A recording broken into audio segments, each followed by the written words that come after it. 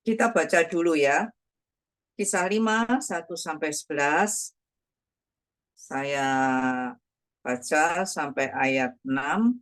Nanti ayat 7, tolong Ika untuk lanjutkan ya. Ada seorang lain yang bernama Ananias. Ia beserta istrinya Safira menjual sebidang tanah. Dengan setahu istrinya, ia menahan sebagian dari hasil penjualan itu dan sebagian lain dibawa dan diletakkannya di depan kaki rasul-rasul.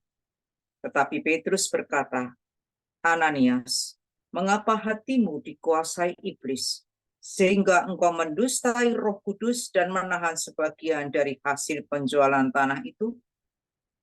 Selama tanah itu tidak dijual, bukankah itu tetap kepunyaanmu? Dan setelah dijual, bukankah hasilnya itu tetap dalam kuasamu? Mengapa engkau merencanakan perbuatan itu dalam hatimu? Engkau bukan mendustai manusia, tetapi mendustai Allah. Ketika mendengar perkataan itu, rebahlah Ananias dan putuslah nyawanya. Maka sangatlah ketakutan semua orang yang mendengar hal itu. Lalu datanglah beberapa orang muda, mereka mengapani mayat itu, mengusungnya keluar, dan pergi menguburnya. Tolong Ika lanjutkan. Kira-kira 3 jam kemudian masuklah istri Ananias, tetapi ia tidak tahu apa yang telah terjadi. Kata Petrus kepadanya, katakanlah kepadaku, dengan harga sekiankah tanah itu kamu jual? Jawab perempuan itu, betul sekian, kata Petrus.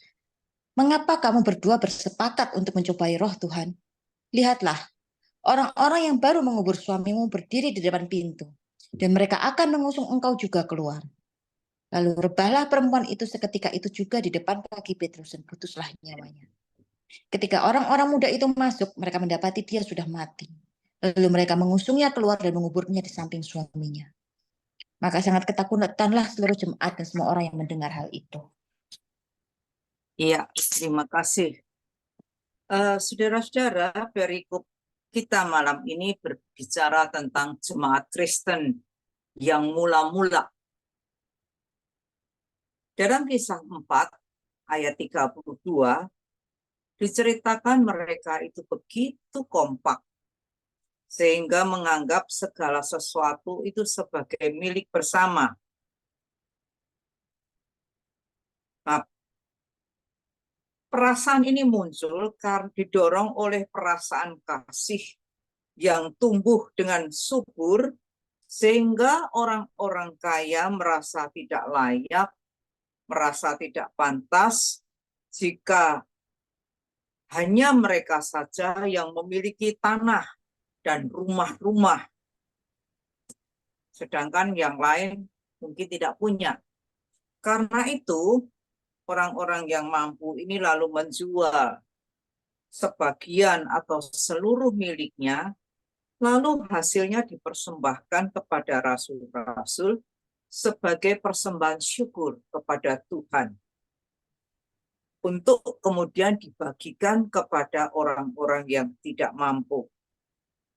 Nah, pemahaman milik bersama ini beda, tidak sama dengan paham komunis milikku, milikmu, milikmu, milikku. Tidak sama seperti itu. Tapi pemahaman ini merupakan bukti betapa besarnya kasih persaudaraan yang dihidupi oleh orang-orang Kristen yang pertama itu. Jadi mau digambarkan mereka itu, jemaat itu seperti ingin hidup sebagai anak-anak dalam sebuah keluarga. Semuanya setara, semuanya adalah pengikut-pengikut Kristus. Tidak boleh ada perbedaan, tidak boleh ada ini ya jenjang status ekonomi. Uang dan hartanya itu dipersembahkan dengan penuh kasih, dengan sukarela, tulus. Nah, saudara, kalau kita membaca ayat 1 dan 2, Ini dalam persekutuan Kristiani manapun, kalau persekutuan itu kompak, penuh kasih, pasti ada saja yang tidak terima. Musuh orang Kristen. Dalam hal ini bukan para imam ya, mereka cuma diperalat, tapi musuh Kristus itu tidak terima. Jadi ada yang digoda, dan di sini dikatakan Ananias dan Safira kena godaan tadi. Mereka menjual sebidang tanah untuk dipersembahkan kepada rasul-rasul. Namun mereka sepakat untuk menahan sebagian dari hasil penjualannya. Tapi ketika dipersembahkan kepada rasul-rasul, bilang ini seluruhnya. Ngakunya semua hasil dipersembahkan, tapi sesungguhnya cuma sebagian. Jadi, kalau dilihat, diperhatikan, motivasi mereka dalam melakukan hal itu bukan karena dorongan kasih yang tulus ikhlas, tetapi karena mereka ingin mendapat pujian dari jemaat. Nah, dalam ayat 3 dan 4, tapi ketika mereka, dalam hal ini Ananias dulu ya, mempersembahkan hasil tersebut, Petrus menegur Ananias. Kenapa Ananias yang ditegur? Ya memang Safira belum ikut. Tapi dalam hal ini dia adalah kepala rumah tangga, kepala keluarga, dipandang yang paling bertanggung jawab. Ditegur karena dosanya yang besar. Dosanya bagaimana? Yang pertama, dengan perbuatannya yang ingin mendapat penghormatan jemaat, Ananias secara langsung maupun tidak ya sudah membohongi Allah. Dalam hal ini Roh Kudus. Yang kedua, padahal sesungguhnya tidak ada alasan untuk berbohong. Jadi dia bohong bukan karena terpaksa. Dikatakan oleh Petrus, tanah itu sepenuhnya milik Ananias. Begitu juga hasil penjualannya. Tidak ada yang memaksa dia untuk menyumbang.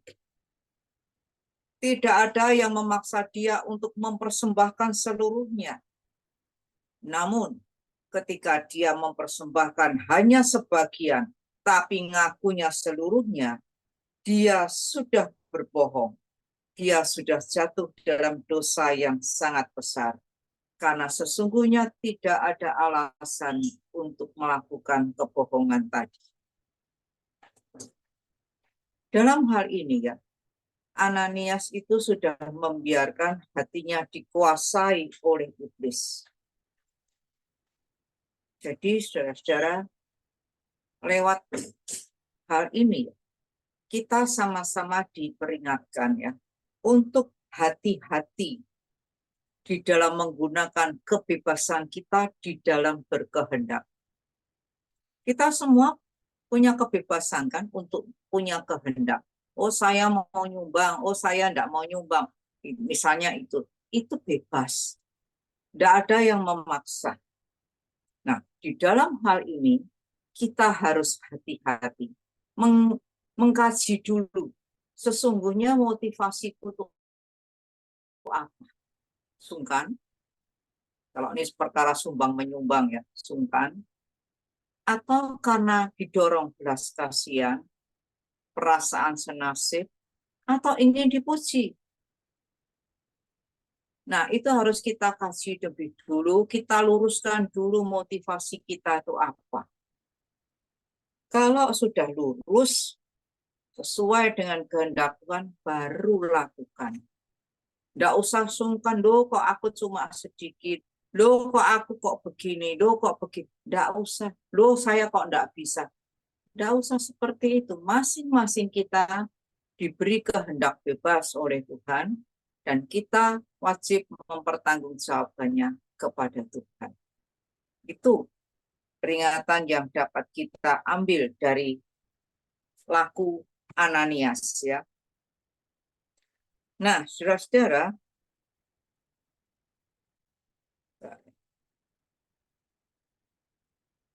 sebagai anak Tuhan, kita perlu membuka hati agar dikuasai oleh Roh Kudus. Jadi Roh Kudus menguasai hati kita itu tidak otomatis. Kalau menurut saya tidak otomatis. Oh, aku percaya Tuhan Yesus, pastilah hatiku ini dipenuhi Roh Kudus. Tidak, saudara-saudara. Kita harus perhatikan, ya. Roh Kudus itu tidak pernah memaksa. Kalau kita lihat lukisan Yesus mengetuk pintu, handle-nya ada di dalam, tergantung pada yang punya rumah mau dibuka atau tidak. Itu sifat Roh Kudus. Jadi seandainya hidup kita ini digambarkan sebagai ruang-ruang, ya, ada banyak sebuah rumah, tubuh kita ini seolah-olah seperti sebuah rumah, ada ruang di situ. Ada ruang keluarga, ada ruang pekerjaan, ada ruang hobi, ada ruang macam-macam. Kegiatan ini, itu, ya, macam-macam. Nah, kalau kita ingin sepenuhnya dikuasai oleh Roh Kudus, kitalah yang harus membuka ruang-ruang tadi untuk Roh Kudus berkarya. Dia tidak akan memaksa. Tuhan pokoknya loh, ya, kalau kerjaan Tuhan tidak usah melok-melok. Dia tidak akan memaksa. Saya mau supaya pelayanan saya saja yang dikuasai Roh Kudus. Tapi ruang hobi Tuhan jangan ikut-ikut. Karena kebetulan mungkin punya hobi yang tidak sesuai, ya, kita tidak tahu. Itu contoh aja. Jadi sifat Roh Kudus tidak pernah memaksa. Sampai seberapa jauh dia bisa menguasai hidup kita, tergantung pada diri kita. Sampai seberapa banyak kita mau membuka ruang dalam hidup kita untuk dikuasai oleh Roh Kudus. Jadi Roh Kudus itu sifatnya seperti roh itu kan uap gas. Nah, seperti itu, ya. Memenuhi, sifatnya itu memenuhi setiap ruang yang ada. Ya, seperti itulah. Dia bukan benda mati. Roh. Nah, dulu pelajaran ilmu alam kan seperti itu, ya. Yang uap, yang apa. Nah, itu sifatnya memenuhi ruangan yang ada. Bagaimana hidup kita itu ditentukan oleh kehendak bebas kita. Seyogianya kita semua mau membuka seluruh ruang dalam hidup kita untuk dikuasai oleh Roh Kudus. Apalagi jika kita adalah guru-guru sekolah minggu, ya, yang dipanggil Tuhan untuk menjadi wakilnya menyampaikan firman kepada anak-anak. Nah, ayat 5-6, ketika ditegur demikian, seketika itu juga Ananias jatuh dan mati. Dan jemaat akibatnya jadi ketakutan. Saudara-saudara, menurut saudara, hukuman Tuhan ini terlalu kejam atau tidak? Sudah lumayan loh. Dia itu mau jual tanah, mau mempersembahkan sebagian. Lalah, kalau cuma bohong dikit lah, sebetulnya 100 juta, tapi diberikan cuma 50 juta. Tapi ngakunya lo ini sudah semua. Alah, cuma begitu loh. Kok mati sih?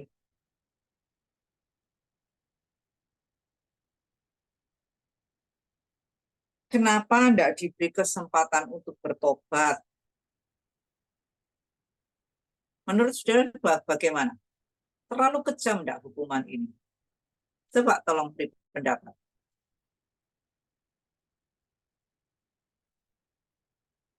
Siapa? Adi, Ika, apa yang mau kasih pendapat? Bu Mega mungkin? Menurut saudara, hukuman ini terlalu kejam atau tidak? Mari, ya Pak Adi. Tidak, Bu, supaya menjadi contoh buat yang lain. Tidak, supaya menjadi contoh bagi yang lain. Nah, kalau untuk zaman sekarang, kira-kira begitu enggak hukumannya? Korupsi, misalnya di gereja. Gereja ada korupsi apa enggak? Ada, saya yakin ada. Di gereja manapun pasti ada. Tapi kok enggak mati? Betul toh? Nah, gimana? Kenapa kok yang ini mati? Tidak ada loh kesempatan untuk bertobat. Ayo Ananias, kamu menyesal loh. Ya, nanti aku ampuni dosamu. Enggak ada. Cuma ditegur tok langsung blek mati.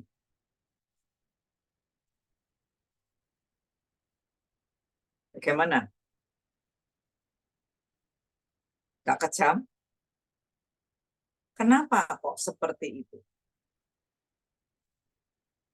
Ayo urun pendapat biar hidup ini walaupun cuma 6 orang atau sudah tambah atau belum saya nggak tahu.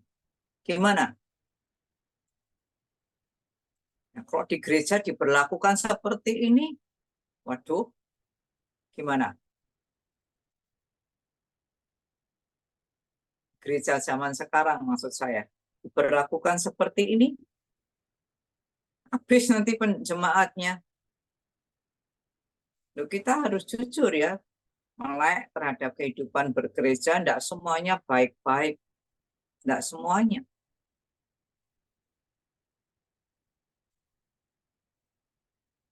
Yang jadi pejabat gerejawi pun tidak sepenuhnya baik, jemaatnya juga tidak sepenuhnya baik, tidak sepenuhnya punya integritas yang tinggi. Lalu seandainya hukum ini diberlakukan di gereja masa kini, kok sekarang kok banyak pengampunan kelihatannya. Kok itu kok enggak? Di jemaat mula-mula ini, kok begini sih? Seandainya ada anak-anak yang tanya, loh, Tuhan Yesus kan penuh kasih, maha pengampun. Lah kok mati, Kak? Terus gimana mau jawab?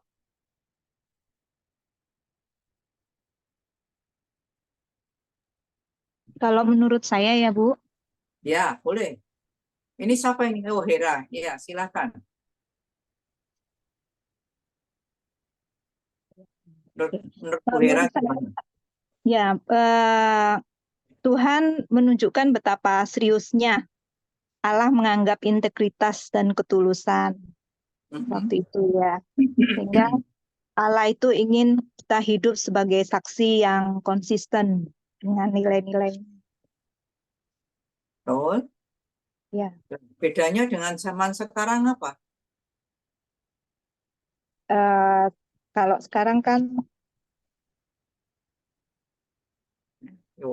Kalau sekarang gimana? Zamannya sudah zaman edan, Bu, zaman rusak. Jadi banyak excuse lah. Apa begitu? Atau gimana? kalau zaman sekarang kan kita lebih apa ya, lebih banyak kepintaran ya. Jadi harusnya kita bisa berpikir lebih dalam lagi.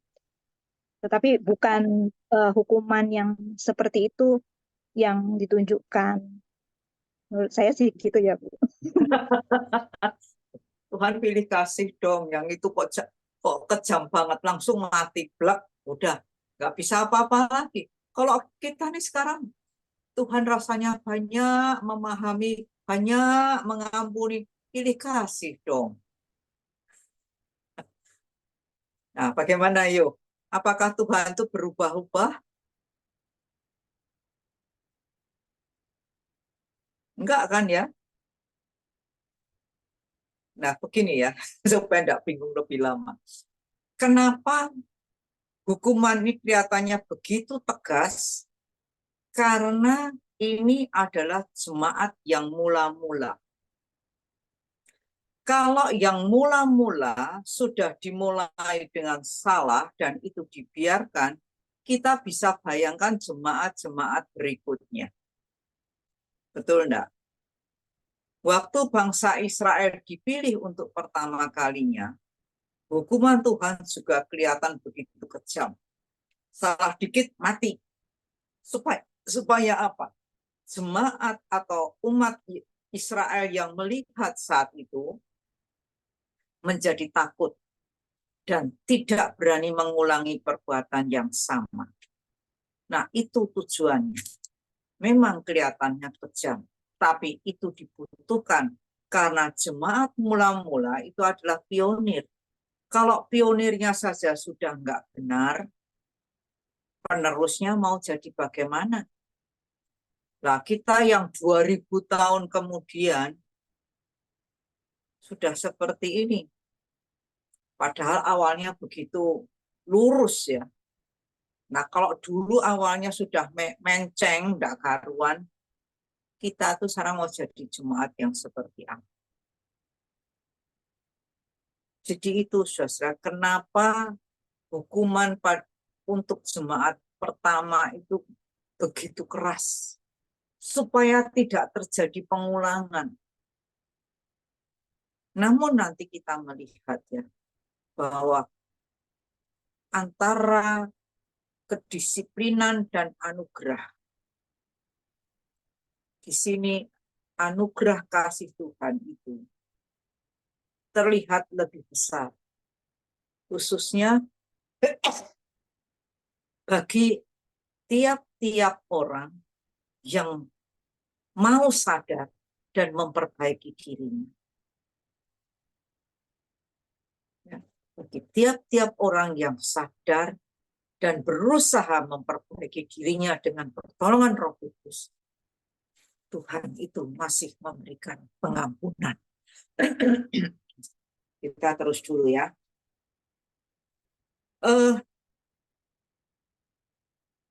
Jadi maksud saya jemaat awal itu harus belajar bagaimana hidup kudus. Kudus itu bukan tanpa dosa, tetapi hidup kudus adalah hidup yang dipisahkan dari kebanyakan orang yang bukan Kristen, disendirikan untuk Allah. Hidup yang dibedakan dengan tujuan hidup itu dipersembahkan untuk Tuhan. Dibedakan karena Tuhan dan untuk Tuhan. Itu hidup yang kudus. Nah, dalam ayat 7-10 kita lihat ya di sini 3 jam kemudian Safira itu menyusul. Dia tidak tahu bagaimana tentang Ananias. Pikirnya, waduh, Ananias mungkin sudah dipuji-puji di kalangan jemaat. Mungkin dia juga mengharapkan pujian yang sama dari jemaat. Tapi ketika Safira datang, dia disambut dengan pertanyaan Petrus. Betulkah dengan harga sekian tanah itu kamu jual? Betulkah dengan harga sekian tanah itu kamu jual? Pertanyaan ini merupakan kesempatan yang diberikan kepada Safira untuk mengaku. Tapi Safira dalam kehendaknya yang bebas memilih untuk berdusta sama dengan suaminya. Benar. Masih ditegur lagi oleh Petrus, mengapa kamu berdua bersepakat untuk mencobai roh Tuhan? Mencobai roh Tuhan itu berarti begini ya, mereka ingin melihat sampai sejauh mana dia dapat melangkah tanpa mendapat hukuman. Itu mencobai. Coba sih, kalau aku ngomong gini kira-kira dihukum atau enggak. Nah itu enggak boleh, itu mencobai. Nah rupanya Pak Sutri ini sudah melangkah terlalu jauh, sehingga seperti Ananias, Safira jatuh dan mati di depan kaki Petrus. Dia tidak menggunakan kesempatan yang diberikan. Dan orang-orang muda yang baru saja menguburkan Ananias itu lalu kembali menguburkan Safira. Jadi akibatnya seluruh jemaat itu dilanda dengan ketakutan. Tapi ketakutan di sini adalah ketakutan yang benar. Karena mereka lalu diingatkan, karena mereka lalu tahu bahwa mereka harus berhati-hati dalam laku hidup mereka.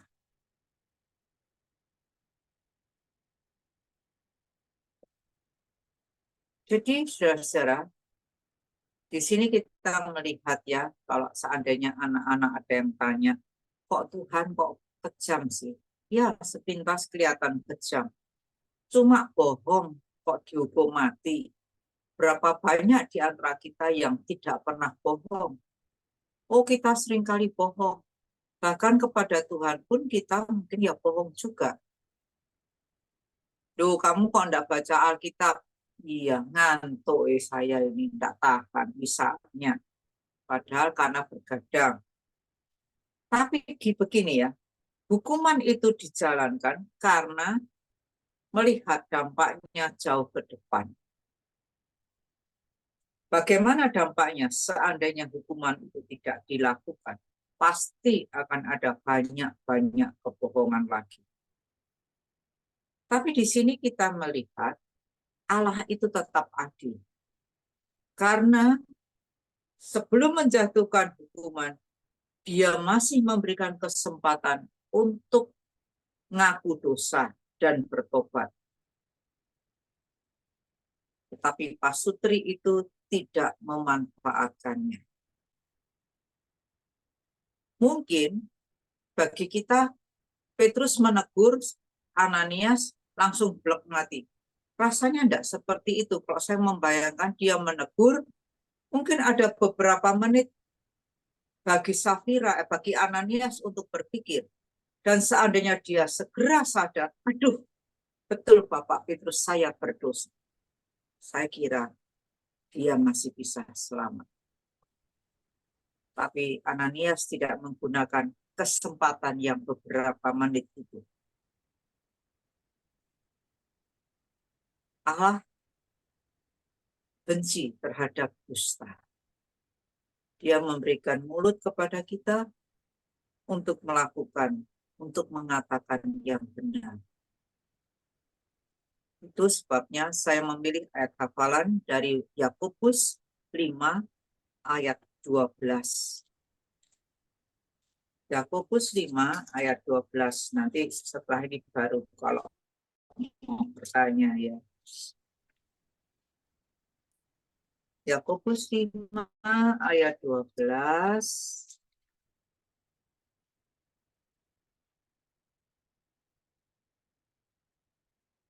Jangan kamu bersumpah demi sorga maupun demi bumi atau demi sesuatu yang lain. Kita seringnya sumpah.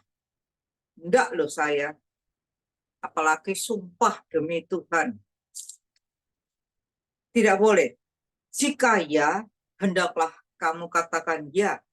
Jika tidak, hendaklah kamu katakan tidak. Supaya kamu jangan kena hukuman.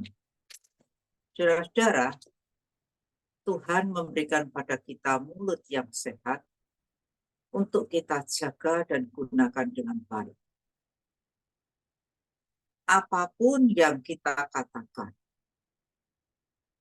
tolong jaga supaya itu bisa dipercaya. Harga diri kita, kalau saya ingin sharing saya, harga diri kita itu ditentukan oleh omongan kita, oleh mulut kita. Sekali kita berdusta, orang tidak akan percaya. Jadi kalau mau berjanji, pikirkan dulu, jangan gampang-gampang bikin janji. Pikirkan dulu, saya bisa memenuhi atau tidak. Kalau tidak bisa, jangan bikin janji. Tapi sekali kita membuat janji, seperti apapun resiko atau beratnya atau perjuangannya, penuhilah. Karena harga perkataan kita itu mahal. Orang yang paling sengsara adalah orang yang tidak bisa dipercaya. Orang yang tidak dipercaya oleh orang lain lagi, itu sengsara. Tapi sekali kita bisa lulus dari ujian kata-kata kita, ya, kita tuh beruntung. Contoh aja, itu sudah kejadian lama sekali. Saat itu di Qur'an HP, tapi sudah puluhan tahun. Saat itu dirigennya bukan Pak David, ya. Dia tanya, loh ini siapa? Loh ini anaknya ini. Perkara sepele toh. Ini siapa? Oh ini anaknya ini. Ah, mosok sih bapaknya kelihatan muda gitu. Kalau dia tanya sama saya, benar tak Bu Lisa? Benar. Tapi saya lalu heran sendiri. Kenapa sih kok tanya saya? Dan dia percaya. Nah, itu sebuah harga yang sangat mahal yang telah diberikan. Berarti dia percaya akan omongan saya. Sehingga dia minta penegasan saya. Hal yang sangat sepele. Nah, sudah bisa bayangkan kalau itu untuk hal-hal yang jauh lebih besar. Dan kita didapati bisa menjaga perkataan kita. Itu harga diri kita itu terletak di situ. Mari, silakan ada pertanyaan enggak?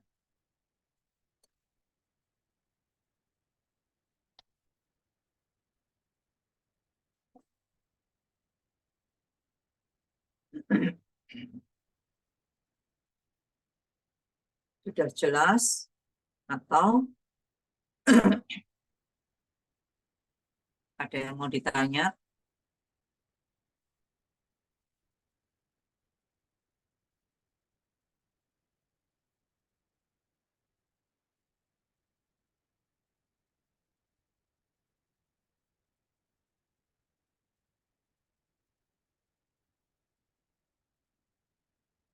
Halo, saudara gimana?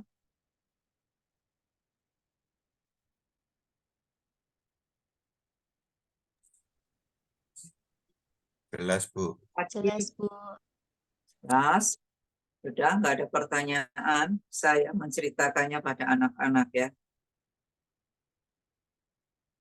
Kan ada pepatah sekali lancung ke ujian seumur hidup tidak dipercaya. Itu ya ada ya, masih ingat toh pepatah seperti itu. Jadi itu harga yang harus dibayar itu kalau sampai tidak dipercaya itu sangat mahal. Sangat mahal. Itu menentukan karir kita di depan sana. Sekali kita dipercaya, kita tuh beruntung. Dan itu wajib dipertahankan. Doa harapan saya semoga saudara-saudara semua sebagai guru-guru sekolah minggu, apalagi yang melayani dengan mulut, ya, dengan perkataan, kan, dan menyampaikan firman. Nah, biarlah dari mulut yang sama itu keluar kebenaran. Apapun risikonya, ungkapkan kebenaran.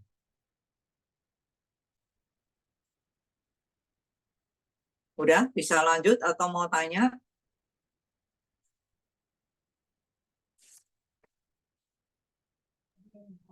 Lanjut, Bu. Lanjut, ya. Pelajaran 23, Tuhan menolong. Itu dari Kisah 5 ayat 17 sampai 25.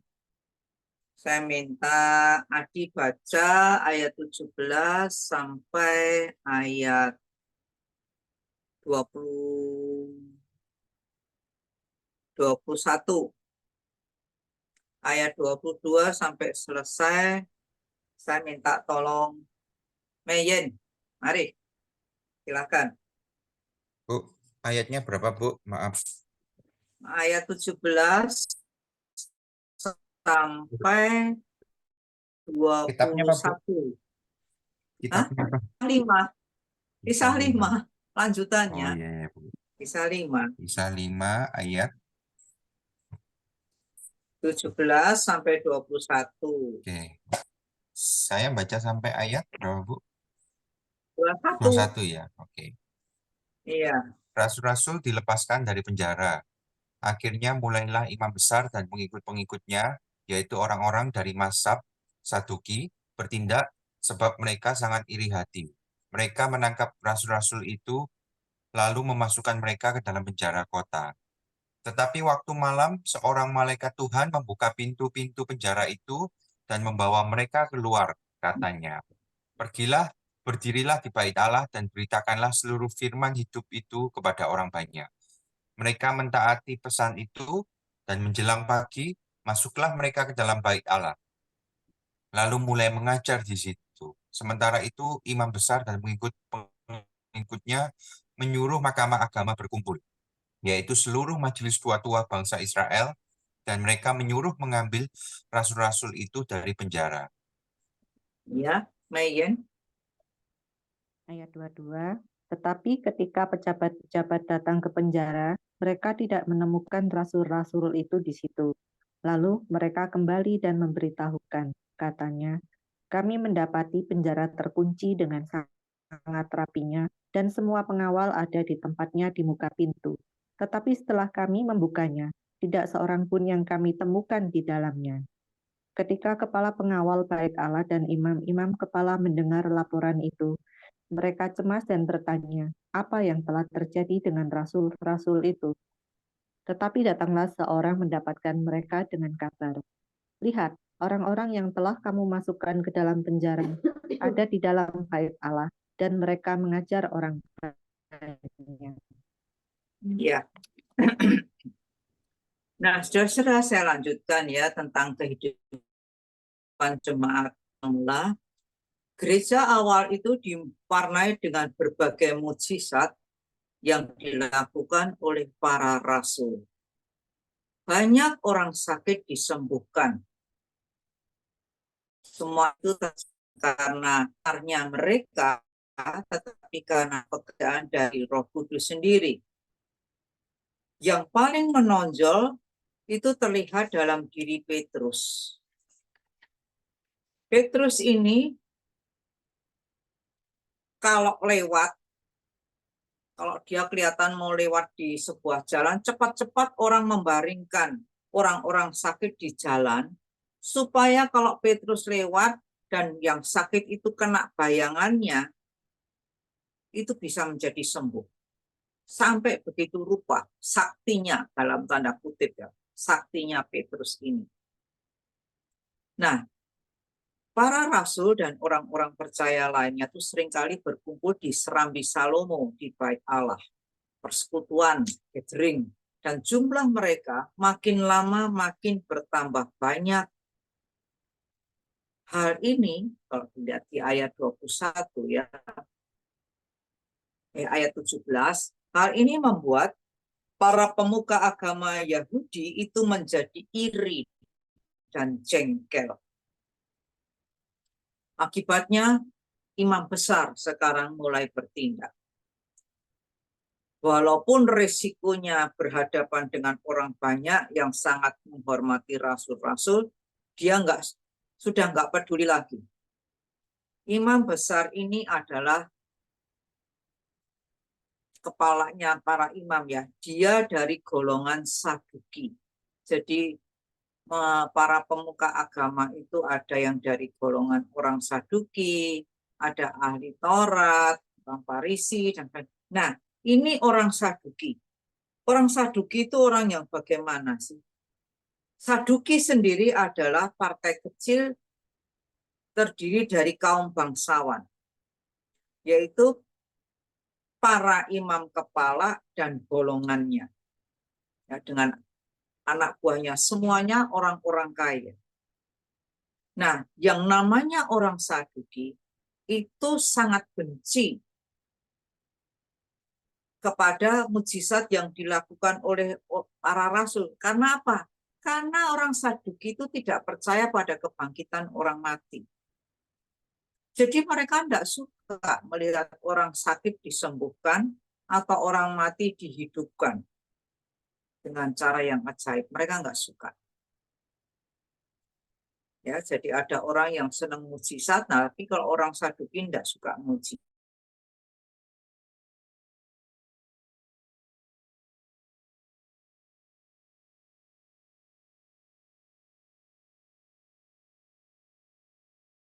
Dari para rasul terhadap masyarakat. Jadi golongan imam-imam ini merasa kalah, bengkel ya. Dalam ayat 18, jika dalam kisah 4 ayat 13, kisah 4 ayat 13 ya, itu pernah Petrus dan Yohanes ditangkap dan dimasukkan ke dalam rumah tahanan di Bait Allah. Rumah tahanan di Bait Allah itu adalah penjara untuk orang-orang yang dianggap bersalah di bidang keagamaan. Nah, di dalam peristiwa itu ya, kisah 4 ayat 13, Petrus dan Yohanes dimasukkan di sana. Semalam aja sih. Maka sekarang karena jengkelnya dan irinya itu, yang ditangkap adalah semua rasul. Dan mereka tidak dimasukkan dalam tahanan di Bait Allah, tapi dimasukkan dalam tahanan kota atau penjara kota. Penjara kota itu adalah penjara umum, tempat para penjahat, pencuri, dan pembunuh dimasukkan ke situ. Jadi rupanya imam besar ini sudah merencanakan untuk menumpas seluruh dengan pemimpinnya diambil semua, cemplungkan dalam penjara yang banyak pembunuhnya, penjahatnya, pencuri, mau diapakan di situ terserah. Tetapi saudara-saudara di ayat 19 sampai 21a diceritakan bahwa malam harinya seorang malaikat datang membukakan pintu-pintu hati dan mengeluarkan para rasul. Jadi rupanya Tuhan Allah sendiri hadir menolong dan mengutus mereka untuk pergi ke Bait Allah dan memberitakan firman Tuhan atau Injil kepada banyak orang. Belum saatnya mulut mereka dibungkam, apalagi dibunuh. Tuhan masih ingin memakai mereka untuk memberitakan Injil itu kepada banyak orang. Jadi para rasul ini ketika dikeluarkan dari penjara oleh malaikat, mereka taat. Pagi-pagi mereka pergi ke Bait Allah dan mengajar di situ seperti biasa. Ayat 21b sampai 23. Nah, sementara itu di pagi yang sama, ini kan Mahkamah Agama nggak ngerti tentang soal ini ya. Seluruh anggota Mahkamah Agama itu sudah berkumpul dan mereka ingin supaya para rasul ini dibawa menghadap mereka, mau diadili. Tapi pengawal atau utusan yang disuruh tidak bisa menemukan mereka di penjara. Bingung, seluruh sel penjara masih dikunci dengan rapi. Seluruh pengawal masih berjaga, tapi para rasul tidak ada seorang pun.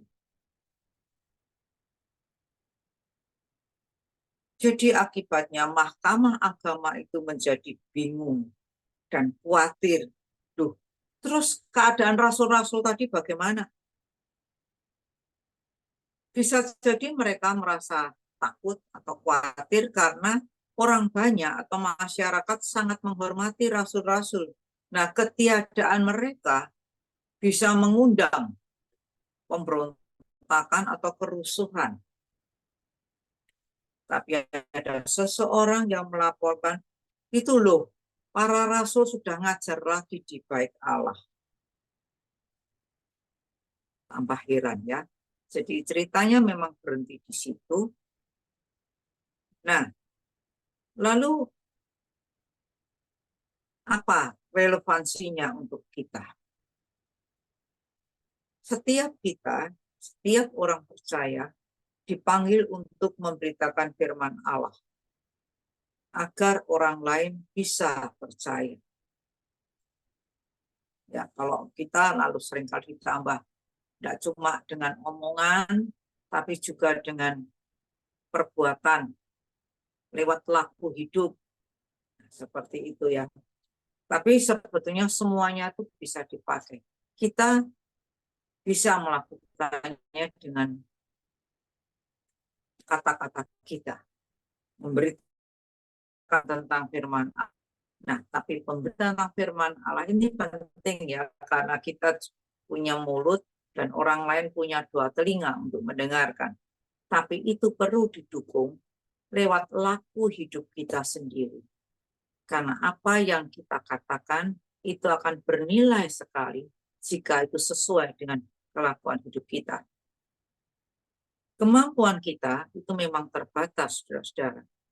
Tapi kita punya Tuhan yang Maha Kuasa dan ajaib. Kita tidak pintar bicara mungkin. Kalau saya harus mengaku saya tidak fasih berbicara. Tetapi pada saat yang diperlukan, entah bagaimana, seolah-olah Tuhan itu menaruh kata-kata di mulut. Ya, sehingga bisa mengucapkannya. Itu perlu kita mohon kepada Tuhan. Kita akui Tuhan, saya nggak pandai berbicara. Musa juga nggak pandai berbicara. Tetapi dia dipakai Tuhan untuk membebaskan bangsa Israel.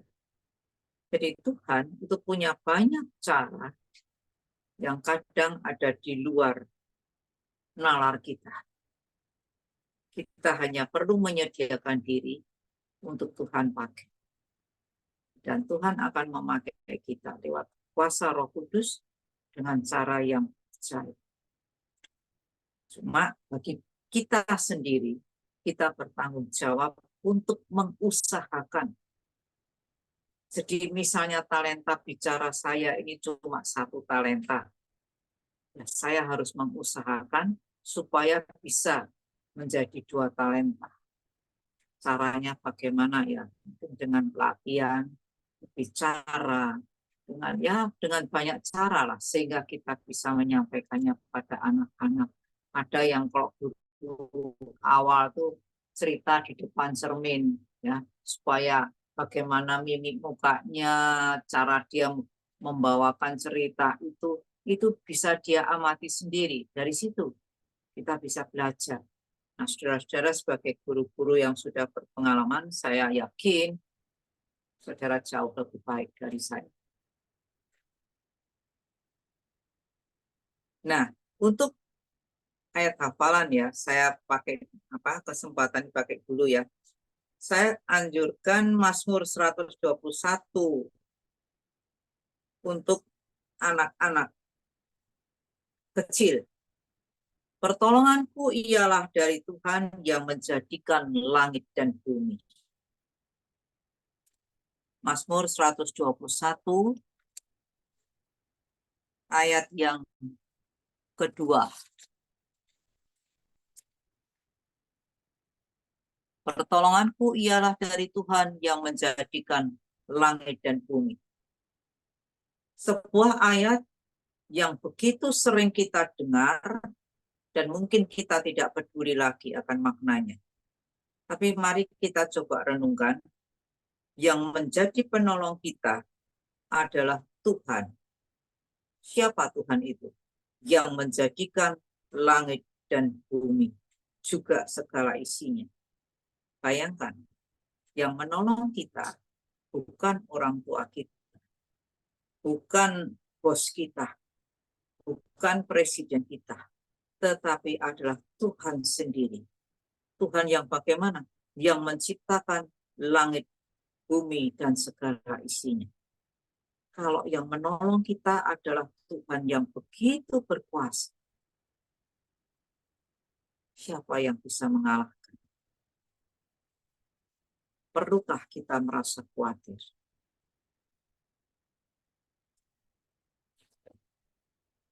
Jadi kalau saudara suatu saat merasa khawatir, ya, setiap kita pasti pernah merasa khawatir, coba ingat-ingat ayat ini. Kalau penolong kita, kalau pembela kita adalah Tuhan yang menciptakan langit dan bumi, apa artinya masalah kita bagi Tuhan? Perlukah kita khawatir?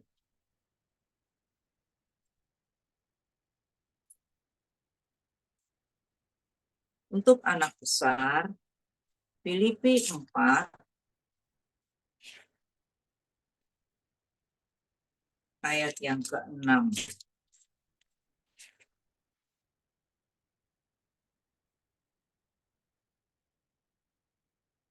Filipi pasal 4 ayat yang ke-6.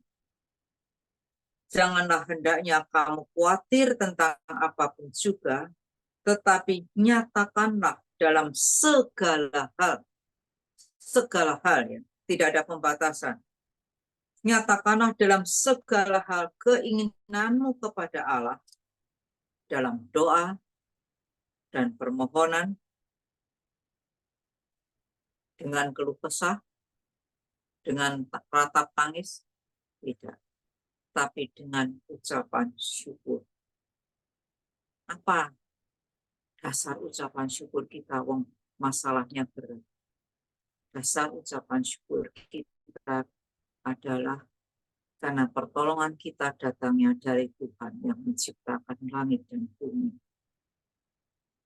yang kuasanya tidak tertandingi. Itu dasar kita. Kita mengucap syukur karena kita adalah miliknya. Ada pertanyaan?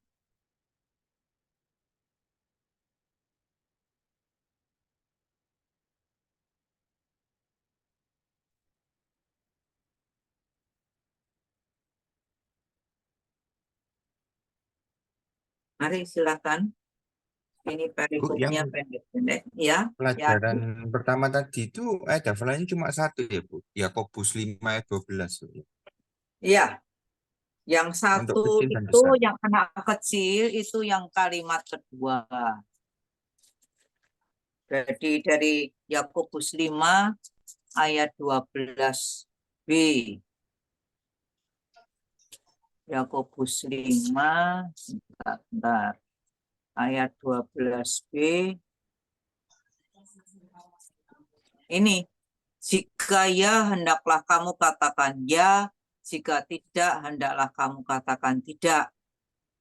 Udah itu aja. Atau mau ditambah ini juga boleh supaya kamu jangan kena hukuman. Kalau untuk anak besar seluruhnya. Seluruhnya tetapi mulai ini ya, janganlah kamu bersumpah surga pun demi bumi, seterusnya sampai selesai. Jelas ya, Di? Jelas, Bu. Ya, mari yang lain.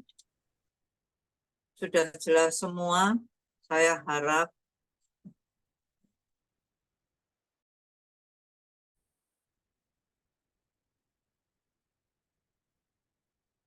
ya, Ika, Meyen, Vivian, apalagi itu, Bu Mega.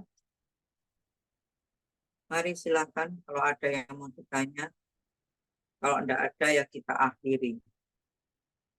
Jelas, Bu. Jelas ya. Jelas, Ya. Bu. Nah, kalau sudah jelas bisa diakhiri. Mari kita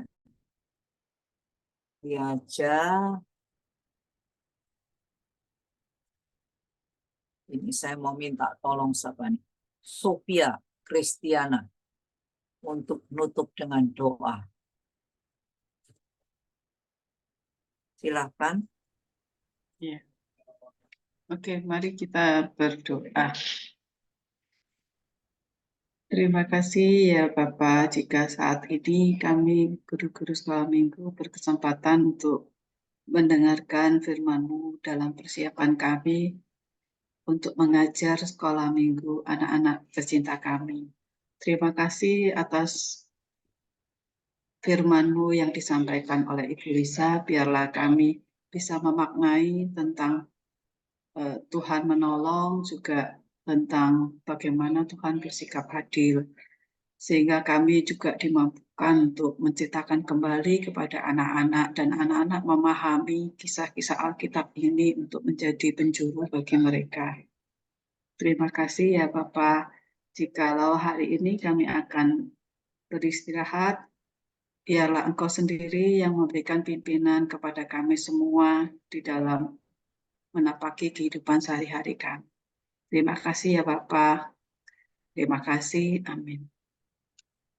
Terima kasih, Miss Ya, Diana. terima Terima kasih. kasih, Bu Lisa. Bu Lisa. Terima kasih, Bu Terima Lisa. kasih teman-teman.